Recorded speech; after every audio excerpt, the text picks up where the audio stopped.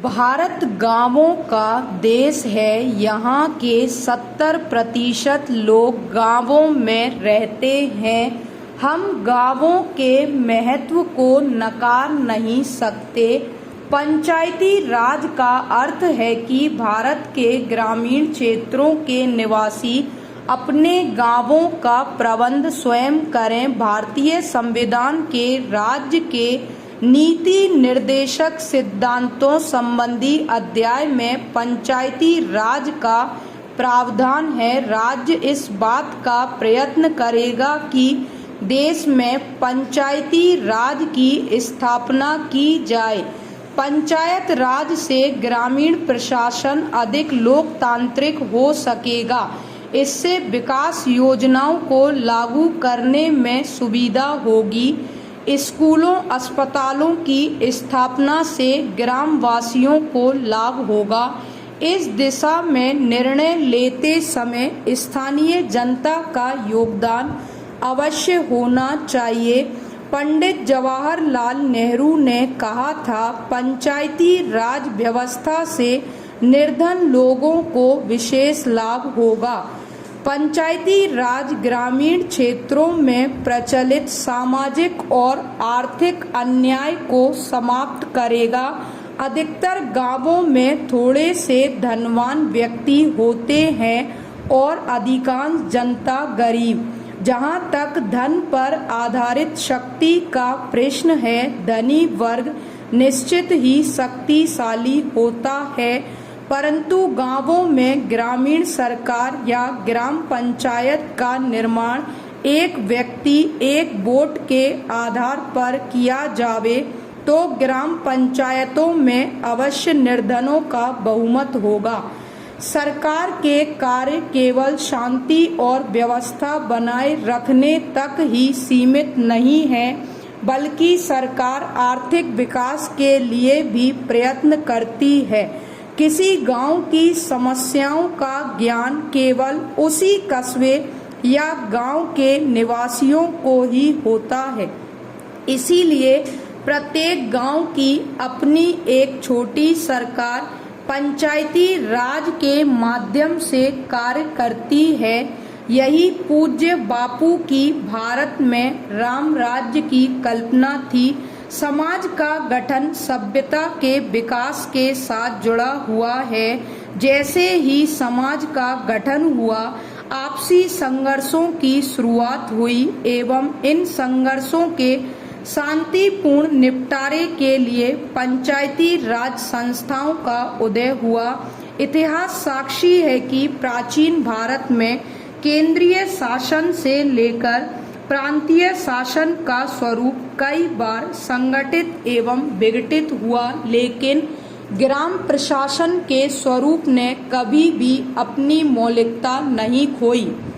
यद्यपि मुस्लिम शासकों के समय एवं अंग्रेजी शासन काल में ग्राम प्रशासन का प्राचीन स्वरूप नहीं रह गया, लेकिन भारतीय राष्ट्रीय आंदोलन के नेताओं ने सदैव इस बात को महत्व दिया कि भारत के गांवों में स्वतंत्रता के सही लक्ष्य एवं प्रजातांत्रिक मूल्य पंचायती राज संस्थाओं के माध्यम से ही प्राप्त किए जा सकते हैं।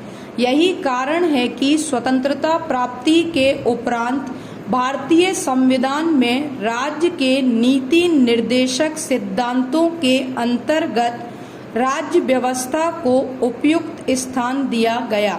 सत्ता के विकेंद्रीयकरण के प्रबल समर्थक पंडित नेहरू ने मेहता समिति की अनुशंसाओं के आधार पर 2 अक्टूबर 1959 को पंचायती राज व्यवस्था की स्थापना के संकल्प को मूर्त रूप प्रदान किया, लेकिन राज्यों के अलग अलग पंचायती राज अधिनियम होने के कारण देश भर में इसका स्वरूप एक जैसा नहीं हो सका था। अतः नरसिंह राव सरकार ने देश भर में पंचायती राज व्यवस्था को एकरूपता प्रदान करने के उद्देश्य से 47वें संवैधानिक संशोधन के द्वारा पंचायती राज अधिनियम को एक निश्चित स्वरूप प्रदान किया। प्रारंभ से ही भारत विश्व शांति का प्रबल समर्थक रहा है। विशाल भूक्षेत्र और व्यापक जनशक्ति से संपन्न हमारा राष्ट्र अपने सामने आने वाली समस्याओं का सामना हमेशा शांतिपूर्ण ढंग से ही करना चाहता है। हमारे समग्र स्वतंत्रता आंदोलन का बृहत इतिहास साक्षी है कि बापू की अहिंसक और सत्याग्रह लड़ाई शांति की दिशा में एक कारगर कदम सिद्ध हुई है।